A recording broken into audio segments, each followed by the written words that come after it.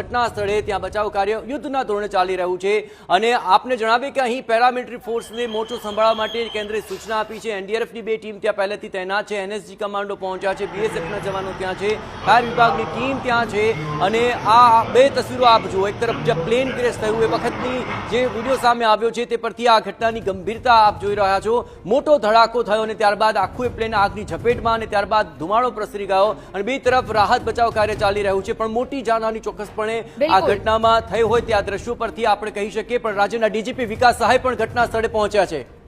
બિલકુલ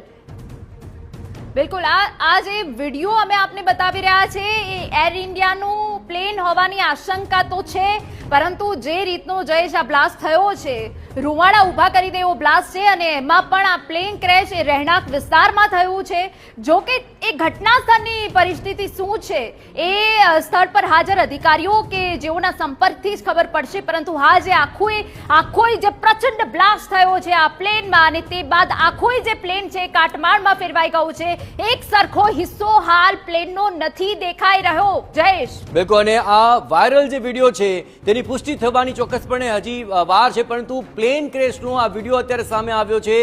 આ જ પ્લેનનો આ વિડીયો છે કે કેમ તેની આધિકારિક પુષ્ટિ ટૂંક સમયમાં થઈ જશે, પરંતુ આ વાયરલ વિડીયો જે સામે આવ્યો છે પ્લેન ક્રેશનો તે આપ જુઓ કે જ્યાં પ્લેન ટેક ઓફ થાય છે, અમદાવાદથી લંડન જવા માટે આ પ્લેન ઉપડ્યું હતું, પરંતુ અચાનક એક ઝાડ સાથે તેનો પાછળનો હિસ્સો અથડાયો, ટેકનિકલ ખામી સર્જાય અને ત્યારબાદ આ પ્લેન ક્રેશ થયું, એક બ્લાસ્ટ થાય છે અને આગ પ્રસરી જાય છે અને ધુમાડો પ્રસરી જાય છે અને ત્યારબાદ રહેણાંક વિસ્તારની અંદર જે અફરાતફરી મચી જેનો ચિતાર સામે આવ્યો। પણ વાયરલ વિડીયો જે સામે આવી રહ્યો છે તે દ્રશ્યો અમે આપને બતાવી રહ્યા છીએ, પરંતુ આ જ પ્લેન ક્રેશ થવાનો વિડીયો છે કે કેમ તેની આધિકારિક પુષ્ટિ ચોક્કસ સમય ટૂંક સમયમાં થશે। પર એર ઇન્ડિયાનું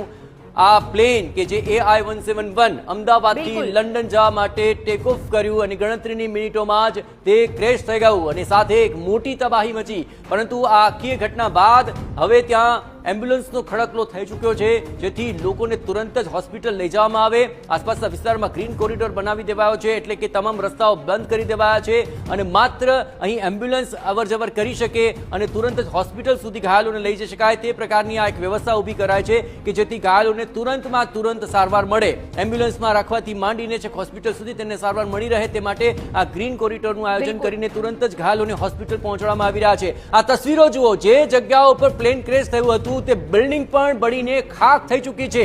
આખી બિલ્ડિંગની અંદર ધુમાડો પ્રસરી ગયો હતો, આગને કારણે બિલ્ડિંગનો આખો એક જે ભાગ છે તે પણ ક્ષતિગ્રસ્ત થયો છે। અમુક જે ફ્લોર છે ત્યાં પણ મોટી સંખ્યાની અંદર નુકસાની જોઈ શકાય છે। મતલબ કે જો આ રહેણાંક વિસ્તારની અંદરના બિલ્ડિંગની અંદર લોકો રહેતા હશે તો ત્યાં તેની પણ જાનહાનિ ચોક્કસપણે